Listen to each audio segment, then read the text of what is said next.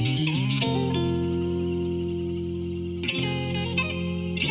evening, it's Dr. Linton. I'm here this week to give you some pointers about languaging in the classroom.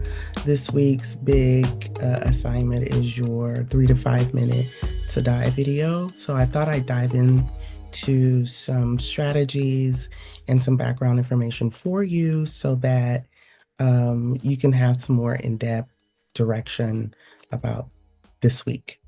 And I also want to get in your awareness that we have a micro teaching assignment coming up week 6, I believe. And I want you to start getting prepared for that. So I'm going to be navigating the Canvas page a little bit tonight, and I'm going to be presenting a presentation also this evening. So basically, I'm giving you some supplemental instruction. So let's get started. I'm going to share my screen so I can walk you through some things.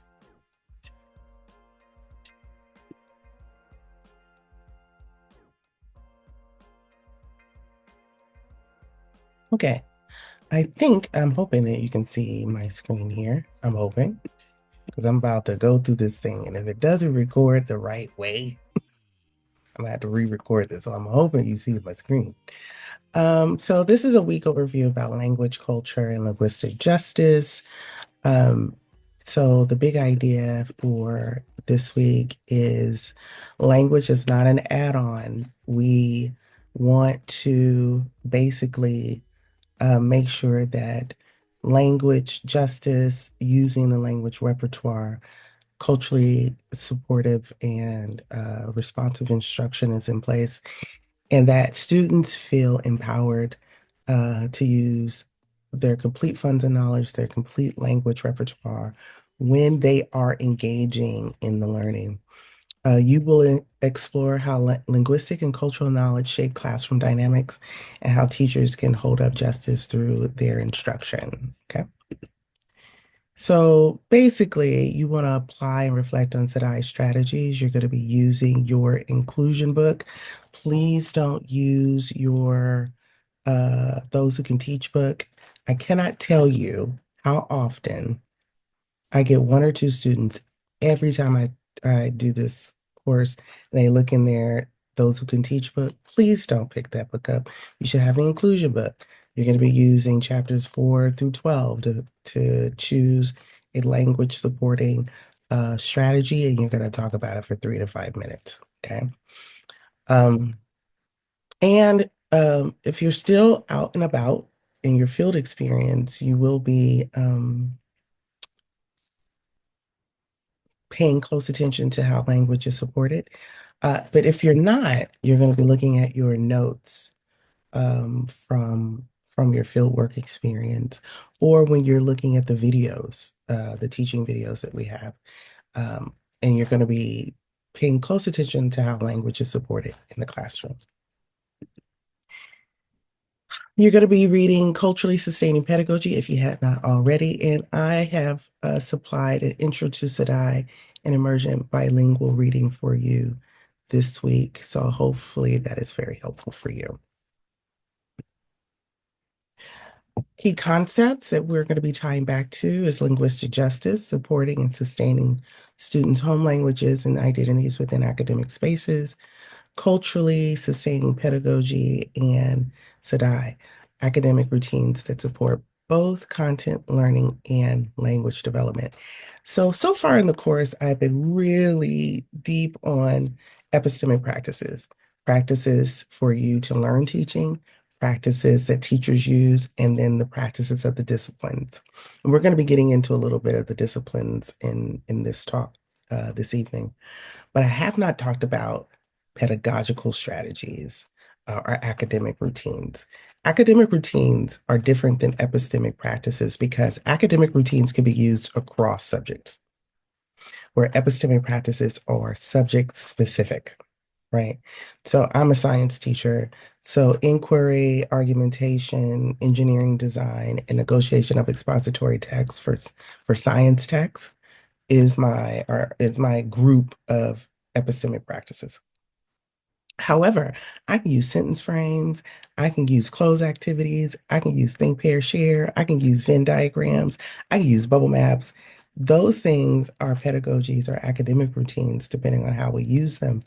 And those can be used in English language arts, physical ed, music, art, math, history. We can use those things across subject matter. So that's what makes SADAI an academic, a potential academic routine that supports language development, and you can use those across subject areas. So what is SADAI? SADAI is specifically designed academic instruction in English. There are teaching approaches used to help all students access the learning experience, not just bilinguals, not just plurilinguals, not just students who code switch or use translanguaging, even though all those things are supported in our classrooms. Um, this helps all students, even if they're monolingual English. SADAI is instruction in a subject area delivered in English, which, like myself, I'm a monolingual. I translanguage a lot. So I use a lot of SADAI strategies to supplement my translanguaging. And this is specifically designed to meet the needs of limited English, or what we want to call emergent bilinguals. We don't use limited English proficient pupils anymore. We use emergent bilinguals, which I have to say is all of us. We're all emergent bilinguals in something. For me, because I've been living in California now for 35 years, I'm an emergent bilingual in Spanish. Me hablo español muy poquito. And my estudiantes in Sweetwater Unified School District, when I was working in Chula Vista, they helped me a lot when it came to being able to help my students in biology and chemistry and integrated coordinated science. So I needed a lot of support from my students, as some of my students needed a lot of support from me when it came to interacting with the academic language. And science is its own language altogether. So we really needed a lot of bridging. All of us needed bridging. I needed bridging in the translanguaging and bilingualism of teaching, and they needed a lot of bridging with the academic language of biology and chemistry. Focus inquiry this week, we want to pay attention to language scaffolding, cultural knowledge that is presented in the classroom that helps students root themselves and ground themselves in the subject matter, and what instructional moves promote or limit students' linguistic identities, right? We do not want to disrupt identity. We do not want to disrupt cognition. We do not want to disrupt culture. And I don't know how many times I've said this in this class, and hopefully I've said it before, but think of culture, the wisdom, the stories, the ways of being, and the ways of knowing of a people. Think of that like intellectual infrastructure, right? By the time a kid is 5 years old, coming into school, they already know the rules of their language and the rules of their community, right? They have a cultural identity and they navigate the world as such. And we do not want to disrupt that, because if we disrupt that, we disrupt the cognition. Cognition only flows effectively through the freeways and byways of the culture in which the community and the family have laid down. So when you see kids who are bright, kids who are on it, kids who know how to problem solve, thank their community, thank their parents, because they've instilled in them a cultural infrastructure that allows that cognition to flow freely. When we try to stop that, we interrupt that cognition and we make learning difficult for the kids. And that's a no-no. We never interrupt the learning for the children. We learn what the cognitive infrastructures are for our kids, and then we fully, fully help them problem solve using the tools that are already available to them. Kids come to school already problem solving. Our job is to get to know how they problem solve and then use that in our pedagogy. All right, structured dialogue this week. You're going to be affirming what's working, define linguistic justice in your own words, describe and observe these things in the field or in our videos. You're going to reference a reading, name what is challenging, what questions or tensions are emerging for you with your understanding of this, or what challenges have you seen in the field? You're like, it should be working a little different, and I'm not quite sure why it's not working here, right? So you want to talk about that with your group, whoever you're talking to in this class. I'm not a stickler. My only request is that whoever you're structure dialoguing with is the person that you're going to continue to structure dialogue with. So you all will understand each other's challenges in a deeper way as the course progresses. That's super important. Um, then you're going to explore solutions together. So you're going to be giving each other ideas and concepts, or what would you do in a classroom? What have you seen that works in a classroom? Please share that. If you see something that works in the field, share, share, share. Right. Okay. Build on your peers' ideas with examples and strategies. Offer a challenge you foresee and suggest a workaround. Ask a follow-up question to deepen their reflection in your structured dialogue. And then for a comment, move beyond good job, point out what works, offer a next step solution. Okay, so those are the guidelines. For your video, you're going to be creating a 3 to 5 minute video explaining one Sadai strategy in your inclusion book. All right. So that means mnemonic, uh, taking notes. What else have I seen? Graphic organizers. I have taught this class a lot, so I know what the chapters are. I think chapter 4 is note taking. I think chapter 6 is like lecture, something like that. But you're going to pick one. And then you're going to respond to two peers. Hopefully, the peers that you do your structured dialogue with. But I'm not a stickler with the Sadai. If you want to venture out and look at someone else's Sadai video, you can do that. But the structured dialogue, stick with the ones that brought you. Or, like, it's a really old saying, dance with the ones who brought you. I don't know if you know that, because many of you were born in the 2000s, so you may not know that. I was born in the 1900s, so I have these kind of old sayings. And that's my cat who's going to be yelling at me to go out. And I'm not going to until I'm done with this video. I don't care. He's yelling. I don't care. I'm part of the I don't care club. Anyway, week 6, I want to bring this up. This is the micro teaching.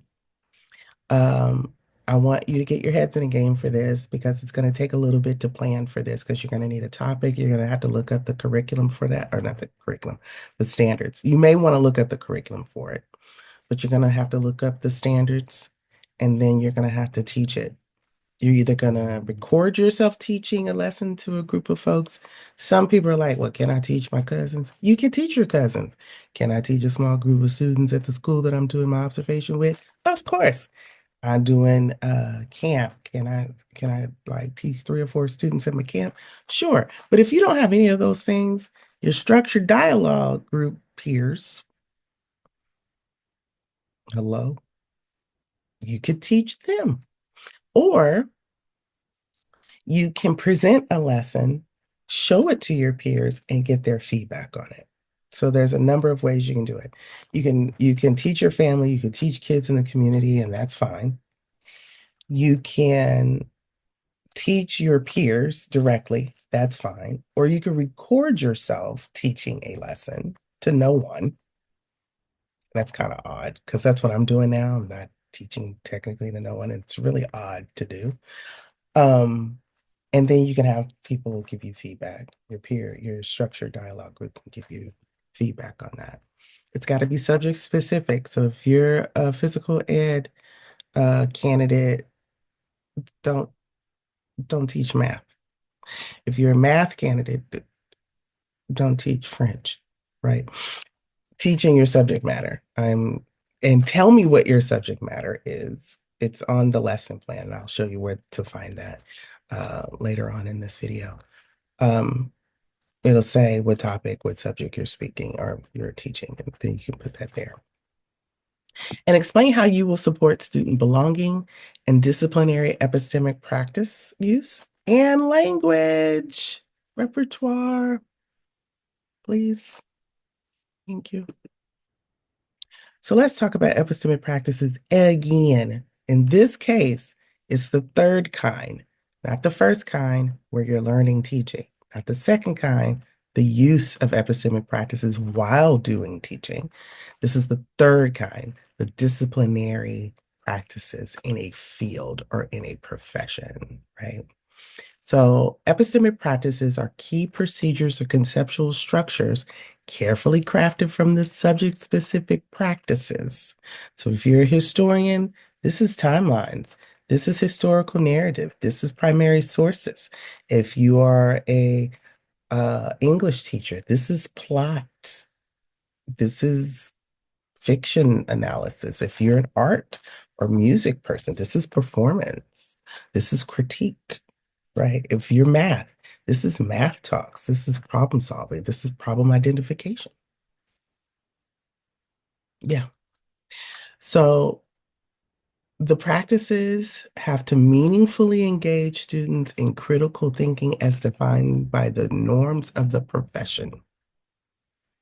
They must be well defined in your lesson, taught explicitly, and used over time with the intention of students using the practices without being prompted. This is where teachers get lost with epistemic practices. So let me explain this third bullet. I don't expect you to do the third bullet in your lesson. I will repeat that. I do not expect you to use, I don't expect you to do the third bullet in your lesson because you can't. It's just one lesson. But when you become a teacher, and if you're still in the field, you should define epistemic practices out loud to your teacher if you can have conversations with them and explain or ask them, how do you do this? Or if you do it in the class. If you define your epistemic practices for your discipline, you kind of have to use them explicitly over time for kids to get into the habit of mind of using them. This is where we teachers drop the ball most of the time because we'll introduce inquiry. Say you're a history teacher and you're introducing historical inquiry. What tends to happen is that we only do it once or twice during the whole school year. Well, historians do historical inquiry all the time. So if you want them to get into the mindset of a historian and develop the habits of mind and get historically literate or social science literate, you're going to have to engage them in historical inquiry all throughout the school year. And if we were really good as a profession, kids would do it all throughout their K through 12 experience. So by the time they graduate high school, historical inquiry is second nature to them. They are a historically literate person, and people can't distort history to them because they be like, you know what? Where are your primary and secondary sources for that? And who was the author and what time frame was that? And what was going on during that time? What's the context, right? They would be able to ask these kinds of questions because it would be a habit of mind because they've been doing it since they were 7 years old. They've been doing developmentally appropriate historical inquiry since they were 7 years old. Same with investigation in science, right? Scientifically literate people don't confuse the colloquium of theory with the scientific version of theory. When people say, I have a theory, they really mean, I have a guess. But in science, a theory is a well-tested explanation of a phenomenon that combines a number of different areas of science to explain why this explanation is the best fit for that phenomenon. And it's nothing to do with this is a guess. This is something I thought about. We use theory like that in everyday language, but in science, it means something completely different, right? So I really wanted to make an emphasis with that because epistemic practices have to be used over time in order for us to get the full power of them. for our students. And the intention is for them to own the practice so much that when they're adults and they're out in the world, it can be a habit of mind given the context.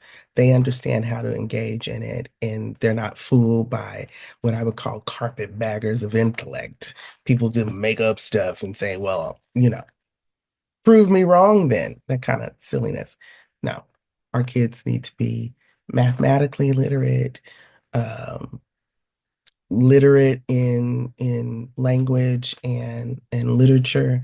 They need to be scientifically literate. They need to understand how to take well good care of their bodies if we did physical education well. If they could be bilingual or they could do translanguaging when they come out of their world language courses. I mean, we have huge opportunities for our kids to really engage in this kind of critical thinking in the subject matters. One of the key ways we do that as teachers through using epistemic practices in an effective way and over long periods of time, not just once, not just twice, or not just when our textbooks tell us to do it, but it's a core feature of our courses. I can't stress that enough. Oh my God. So let me talk about some examples, right? Language arts. So I used to, when I taught 310 and taught 440, I would pick the minds of all my students because I am a scientist. I am not a literary uh, person. I use math functionally and practically. I am literate in algebra and statistics because I'm a biologist, right? But don't get me into like analytical calculus. I don't know nothing about that. I took calculus to get my degree. That's all I did. So I have to ask the experts, which is you all, folks who have degrees or getting degrees in the subject areas, uh, what are the epistemic practices? And usually students look at me like deers caught in headlights. And then I walk them through, well, what are the practices that a person in the profession would do? And then I walk them backwards. So these examples are actually from your peers who have taken this course or 440 prior. And one of them is language arts. Here's language arts example. Analyzing literary devices. So as you can see, there are steps to this. You have to identify the plot, ask questions, do a deeper read, identify and differentiate the literary devices. And some examples of this are irony, theme, or purpose, right? So when you are lesson planning, if I was an English teacher and I was having them analyze literary devices, this would be the steps in my lesson plan. They would have to identify the plot, and I would teach them how to identify a plot. So identifying a plot has a process. How they ask questions and read deeper is a process. I would have to teach them that. Identifying and differentiating literary devices, I would have to teach them that. So each step is a process. And that process has to occur in your planning. And the kids have to engage in that, but they have to do it over and over and over again until they own the process and they can do whatever they want to do with it. In math, identifying a problem is an epistemic practice. And so you identify the scenarios where you're going to be using the math. You determine all the variables needed for the scenario to make sense and determine if all of them are present. Bingo, bingo, bingo. Identify the variables that are missing, and you have a problem, right? And then state the problem and the nature of the math function used to solve that problem. So this is basic math, algebra, calculus. This is about identifying a problem, not assigning them, but turning a phenomenon or scenario into math. That's what identifying a problem is. Let me repeat that. Identifying a problem is not assigning a problem, but it's turning a non-math scenario into math. That's when we get into the math literacy component. Another math example is how to engage in problem solving. So you understand the problem, given the information and the end goal. You devise multiple plans to solve it. So you can have multiple plans within a math subject or cross math subjects, right? Say you want to do a comparison between algebra and calculus. You have to devise multiple plans to solve a problem in both algebra and calculus so that students can compare the two, right? Carry out the plan. If it doesn't work, go back to the previous step until something works, and then look back and check your solutions. Physical education example. This is demonstration. So you explain or teach a technique and then you practice. You show how it's done, you do the whole group, you do a small group, and then kids do it individually. Have students demonstrate, evaluate, and assess, and then you reteach. So even physical ed has epistemology. And all of my kinesiology folks know that. They've got mountains of epistemology in their subject. Another physical ed example, physical education example is transfer. So have students answer the question what they would do or where they would do this activity, like hiking or something. Have students think about when they would do this activity, preferably in the morning before it's hot. And why would they do this activity? I like to hike and it helps my back and I get to see pretty flowers and the lizards do push-ups and I enjoy that immensely. And then I get to see the downtown LA skyline, which is fantastic. That's transfer to me. Now, I expect for students actually doing physical education to have better answers than me because I need a lot of physical education. Um, but this is what we would call transfer. It's not my word, it's physical education, folks. Social science, the use of primary sources. You cite your evidence to justify reasoning. You use secondary sources to support it. Analyze for political, social, and economic consequences of that time period. And then you use interactives and technology to provide experiences, constructing historical narratives. I love this. I love it. I love it. I love it. Science, that's me. Guided inquiry, you make observations, you identify unknowns, kind of like math, but not. Come up with reasoning based on observations, make a claim, check the reasonings against what is known about the phenomenon, and then you revise your reasoning until the claim can be explained and all the unknowns can be explained. World language, facilitating conversations. Step one, you engage in the first language. For me, that would be English. And then you translate conversion into the target language. For me, that would be Espanol. And then I practice the Espanol in my target language, right? Practice the conversation. Hola, ¿cómo está? ¿Y tú? You know, I would practice. I am rusty because I moved to LA and everybody speaks English here. And so if you don't use it, you lose it. And then you use the conversation in the real world and refine. I've been trying to get Dr. Fernando Rodriguez Valls to do tandem exchange with me in Espanol, but he's busy. And I'm like, I need help. Anyway, I would really like for him to do tandem exchange so I can get my Spanish back. So when I'm using these epistemic practices in a lesson, I'm going to use the world language example here. You can see where that those steps fall within a lesson plan. So you do an introduction, you introduce the vocabulary, and then you do an informal assessment. Have students recall using their home language in conversation. So this is using the language first, your first language first. And then the engagement activity is have the students talk in groups in the first language. So we're still in first language. The explore is when you translate the conversation in the target language.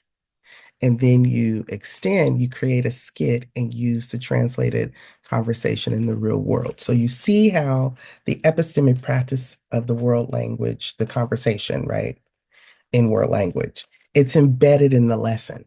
Each step is embedded in the lesson. So this is why it's important to know what your epistemic practices are so that you can plan accordingly, because each step of the epistemic practice is a step in your lesson. Or It can be a number of lessons. So sometimes, like if I'm translating the conversation into the target language, that may take 2 or 3 class periods for that.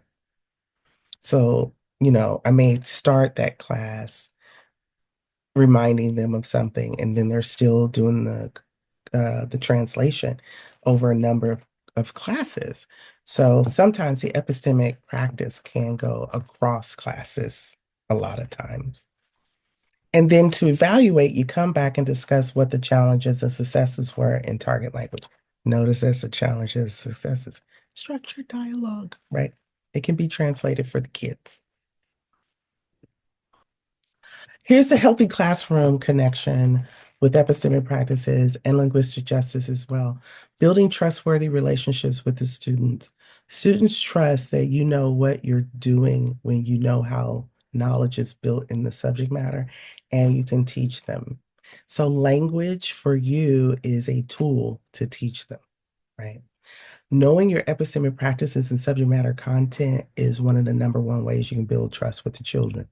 You go into that classroom, you still looking at the answers in the back of the book, they're gonna go, this person's crazy. I don't know how they got a license to teach us. They don't even know the stuff. And kids will talk. That's what they say. So the goal is to have students able to choose an approach to a problem using their own disciplinary literacy. But you got to first teach them the disciplinary literacy. Um, this is also a really good way for them to engage in intellectual self-regulation and cueing using these tools, especially if they can use the tools in their home language and in the academic language. You're just setting them free to be the little geniuses that they actually are. And then provides a way to structure your lesson plans. Like I said, in the world language example, you can actually use the epistemic practices to plan each step of your lesson. It's like a roadmap, if you will. So let's talk about how language is embedded in your lesson plan. Let's normalize bilingualism, translanguage, and code switching, please. Thank you. All right. Classroom talk. Most of you have seen classroom talk in the videos and in the field.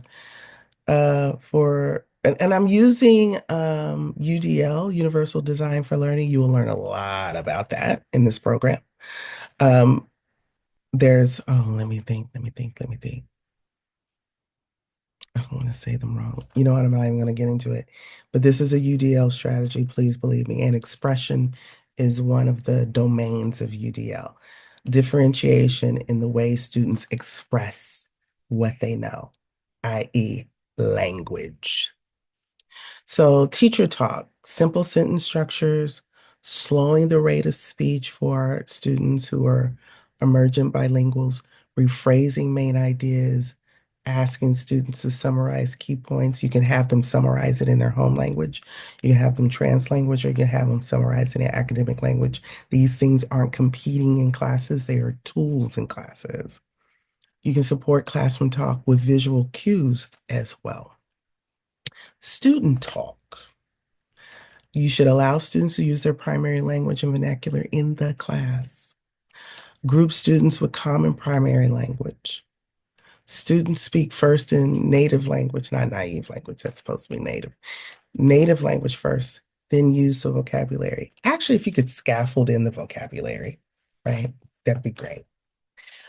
Similarities between academic vocabulary and primary language is recommended. I always want to remind people that all languages are academic languages, right? Full-fledged universities and schools across the world use languages in order to learn all these subjects, just like we do here in the United States. The only difference between most other countries is the kids can learn a couple of languages in their schools. I don't know what our problem is. Our kids come out monolingual for some reason. So please do not think of Spanish or Korean or Arabic or Japanese or Vietnamese or Hmong or whatever. Please don't think of these languages as some kind of secondary. We gotta make room for these languages. All those languages are academic, all of them, right? They are spoken across the world, even in this country, in all of the subjects. So please keep that in mind. All these languages are academic. Academic vocabulary. This is UDL representation. Use graphic organizers. Use mnemonic strategies and word games. Have students see, say, read, and hear the vocabulary in context. Reading skills, these are representations as well. The use of prior knowledge with language, videos, field trips, classroom discussions. You will not be doing field trips, but you can do classroom discussions in this class, and you can use videos for your micro lesson. Acknowledge and teach subject matter thinking. That's where your epistemology comes in. And you can guide that using a know, what do you want to, what do you know, what do you want to learn, and what have you learned? That's what the KWL is. It's a graphic organizer. Kids have a slot to tell you what they know. Kids have a slot for their curiosities about the topic, and then at the end of the lesson, they can write down what they did learn from the start of the lesson. Text representation. Have kids understand how the text is structured. Chapter headings, introductions, first sentences and paragraph, visuals, graphic figures. You can learn a lot about the subject just from the figures alone in the text, just from the visuals in a text. Encourage kids to read that as language and then have them explain it in the language that they prefer, and then get them comfortable with, okay, I understand what's going on now. I can have that room and that space to translanguage or translate. Academic writing. Um, this is expression. Sentence frames and pre-written potential responses that students can choose from, especially if they're emergent bilinguals. Graphic organizers again, visual representations instead of writing, visual representations instead of writing. So they can draw, they can illustrate, they can do oral presentations. This is all fair game. What we're trying to measure is how kids are thinking about what their cognition is doing around the topics, not getting the right answer per se, but how are they approximating to what folks do in the discipline. Collaborative learning, yay, like your structured dialogue is a form of collaborative learning. Cultivating interdependence and individual accountability. I stay away from a whole lot of competition. Some teachers can use competition well in class so that the kids don't be, they're not demoralized. I'm not one of those teachers. I'm more egalitarian. I don't want any bullying. I don't want any competition. You can get enough of that in everybody else's classroom. You can get that out in the world. But here we work together, we support each other, um, and all the waves lift all the boats. All students speak, all students analyze or summarize and take away some level of learning. As a teacher, you are responsible to make sure that every single last one of your kids leaves feeling, one, more like themselves than before. So they're understanding what they can learn, what they can do. They've been appropriately challenged and they feel good about what they're learning. And they know more. They can structure more. They can problem solve more after you've taught them. Assign roles and engage in firsthand approximations of practice. What do I mean by that? The roles should reflect real life roles in the discipline. So when I was teaching science on a day-to-day basis as a biology and chemistry teacher, the roles that I had my students play are roles that you would find in an actual lab, like uh, a materials manager, excuse me, principal investigator. Um, you would have someone um, pull out the equipment. You would have someone do office talks or lab meetings, right? What we would actually do in the lab when we were doing research is those are the roles I would have my students engage in, and they would rotate. So not only are they learning the topic, not only are they using the tools, but they're engaging with each other as if they are actually working in a lab and they are scientists. Here's some final thoughts on SADAI. SADAI strategies and culturally sustaining pedagogies aren't just supports, they are equity in action. As Paris reminds us, we must sustain, not just acknowledge, our students' languages and cultures as we use all these tools. And what is one of the shifts you will make this week in your thinking or your field work to uphold linguistic justice? All right. Moving forward, questions, reflections, reach out during my office hours, Tuesdays between 1 and 3. Post in your course Q&A threads. Let's get to work building classrooms where every student's language is a strength and not a barrier. And also, let me have you look at the Canvas page. So that's the next thing I want us to do. So let me do this thing that I'm doing. Um, mm, mm, mm, mm, mm, mm, mm, mm, mm, mm, mm. This is not it. Okay. I know you see me. This is not it. Um, so last week, we talked about community engagement. So I want to share my screen so you can see this. So hopefully you can see this. I'm hoping you can see this. I'm hoping you can see this. All right. So community engagement has three parts. The first part is you looking at the school accountability report card. You're going to be completing a brief 250 word, 300 word response. I want you to start looking at that in this module that we're in. In module 2, you're going to get this direct instruction, excuse me, step 2 in module 3. You'll be getting this direct instruction for your school board report. So I want you to be looking for either a recorded school board meeting or looking at the calendar in the district to see if you can find a school board meeting to go to. If you click on here, it'll send you to the revised school board report form. So what I want you to see this is module 2, activity 1, step 4. That's what this is. And then the last part of the community engagement, this will be in module 4, is the civic reflection. And you're going to be posting this on your portfolio, which I'm going to go to in a minute. The next thing I want us to talk about is our micro teaching. So it's module 3, activity 2. So you got a couple of weeks, but I want you to look at this, right? So the micro teaching, you're going to do a 10-minute micro lesson. You're going to do student belonging, disciplinary epistemic practices need to be a part of your lesson. So you could talk about this, you could record yourself talking about this, or it can show up in your teaching. Language should be embedded and normalized.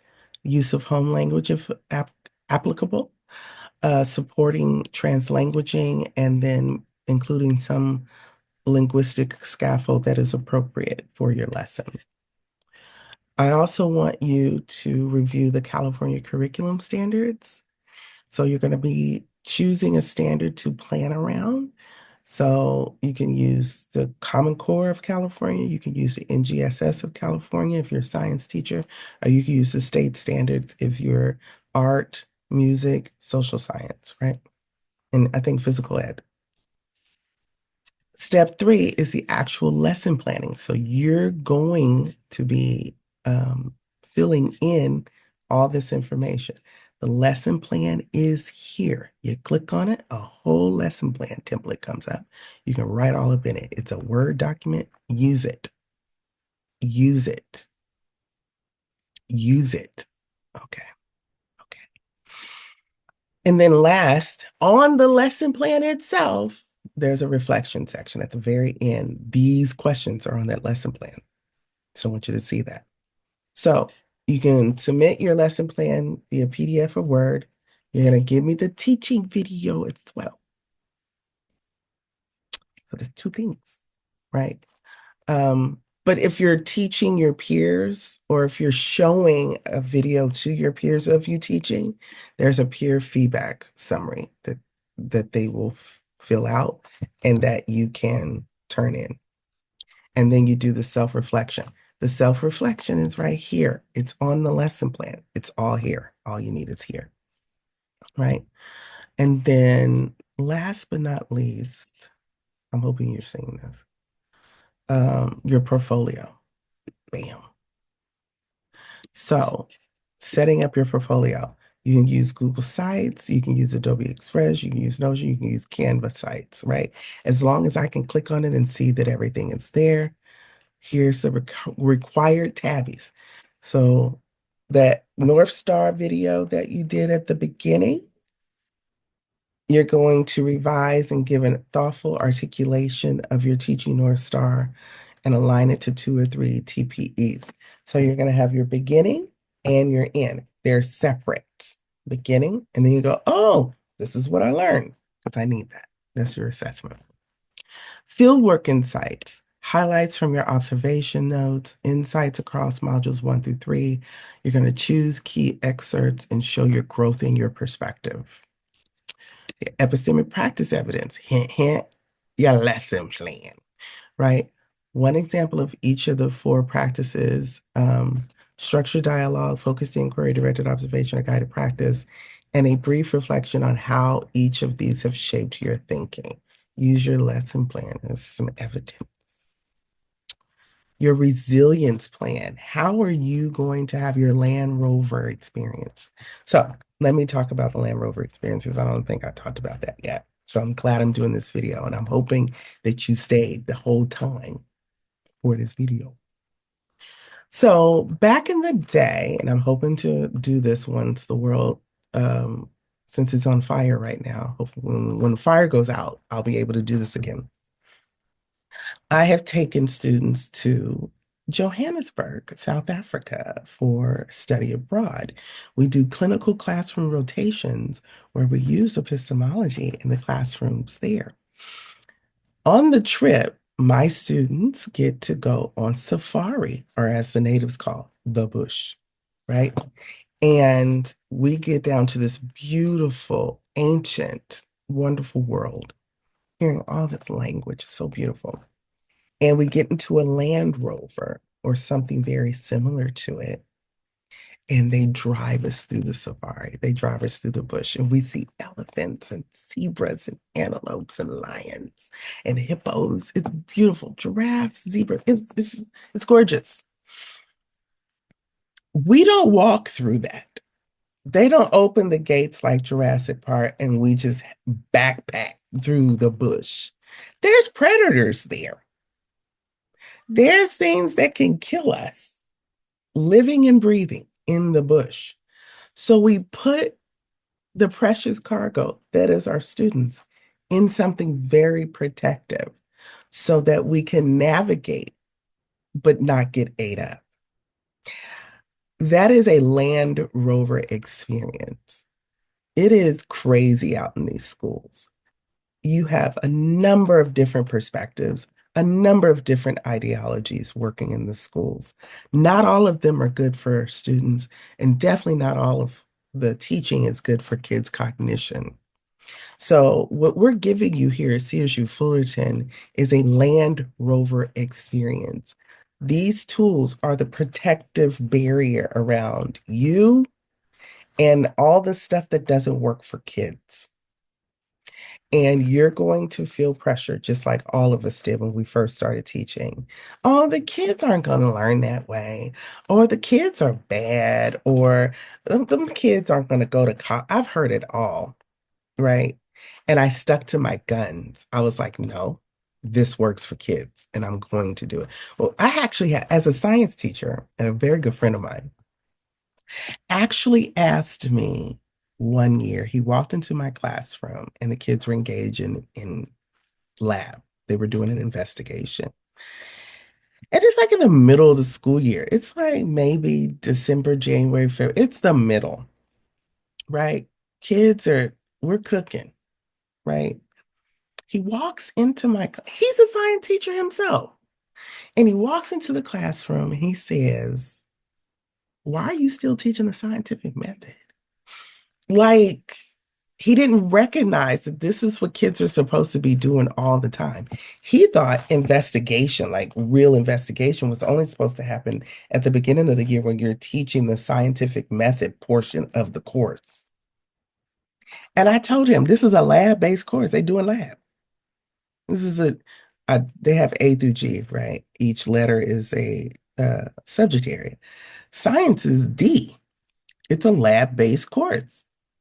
And if your teacher is worth their salt, you're doing lab a lot in a lab-based course. You're doing inquiry a lot in a lab-based course. So I'm like, what are you teaching? If you're not engaging kids in lab in order to learn the phenomenon, in order to engage in questioning, in order to use their logic in identifying problems and taking measurements and using evidence to make claims. What are you doing if that's not what you're doing? Because in a science class, that's what you're supposed to be doing, right? So your resilience plan is how are you going to prepare yourself to engage in the things that you know are required for you to do as a teacher. But you may walk into a scenario, a school, an administration, a department, and they're looking at you like, why are you doing all that? You're going to have a resilience plan in action so you can swim upstream when, maybe your peers don't do the same things you do. Another part of a potential part of a resilience plan is finding teachers who like to do the work, right? I was very lucky as a brand new teacher that my department chair was excellent. He was an excellent biology teacher. And he was an excellent biology teacher of emergent bilinguals. So I got to see it firsthand what it looks like in practice when a teacher has the skills and the care and the know-how to take care of people's kids and not disrupt that cognition and get the best out of the kids and give them the best experience. I sat in his classroom a lot. I observed him a lot my first couple of years of teaching, and our professional development opportunities were excellent for my teaching growth, right? As a young teacher. So I was lucky in that my mentor, my peer, was at my location, was the department chair of my school. You may not be so lucky, but you have a whole district.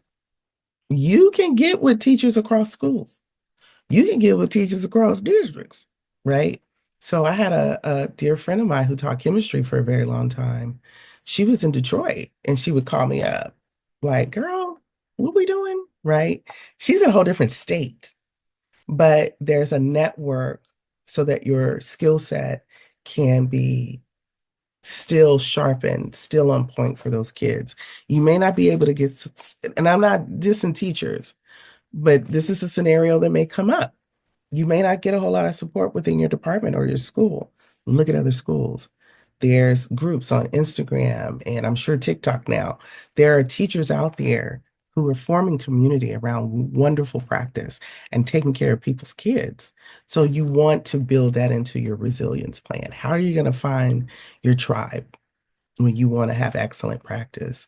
How are you going to protect yourself through your practice, through your pedagogy, through your disposition, through your professional commitment to the kids in the community? How are you gonna make sure that that's solid for yourself? And if you see teachers or if you know teachers who are about that life, who are really good to kids and are excellent teachers, ask them how they do it. You should. Steal. Teachers are thieves. We steal each other's good work. Your final verification form for your course, your 45 hours needs to be uploaded and your certificate of clearance. And if you're not getting those fingerprints done, you need to be getting them fingerprints done, right? You need to have a certificate of clearance cleared. Yeah. And your TB. Yeah. What else do you need to do? Yeah. That's what you need to do. If you have any questions about that, please let me know. You should really be getting your certificate of clearance together. Okay. And that's all, folks. That's all I have. Hopefully that's helpful for you as we go through the course. We got 4 more weeks to go. We're halfway through. Rah, rah, rah. I'm here to be your cheerleader. If I had my pom-poms off the shelf, I'd have my pom-poms. Be like, rah, rah, rah. Go ahead, do the dang thing. You about to be a teacher, right? And so I'm looking forward to continuously reading your stuff. You guys are really supporting each other. I'm enjoying the kind of thoughtfulness in your work, your structured dialogue so far, um, your field work form that you filled out, most of you. What else have you turned in so far? Your Teaching North Star video, they were very thoughtful. I love seeing your faces. You're not just letters on a page, but some of you have really nice bedrooms, I guess, and really nice office areas in your home. So I'm glad that people love you enough to let you live with them. That's great. And let me know if you have any questions. I only have one person come to my Q&A session, which is totally fine. If you don't need me, you don't need me.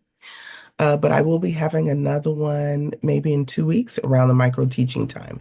Actually, I think that's when I'll do another Q&A session right before that's due, so y'all can ask me questions and pick my brain. And is this okay, Miss Dr. Linton? Did I do this right? Because that's how y'all do. Did I do this right? If you're not writing in wingdings and you're not setting whoever you're teaching on fire, more than likely you're doing it right. You've been to school. You've been to college. You were in college. You know. But if you need some more confidence, if you need me to go, yes, that is done right. If you're missing assignments, let me know. Email me if you're struggling with time or if you need some clarification. I am very flexible. Don't tell my colleagues though, because they're sticklers. I am very flexible. Okay. So other than that, have a pleasant rest of your week. It's Juneteenth tomorrow. We're going to celebrate freedom for everybody. And I'm looking forward to your assignments. Toodles. I'm hoping this recorded because this was really good. And if it didn't record, I'm about to be mad if it didn't record. But I think it did. So, all right. Talk to you soon. Bye.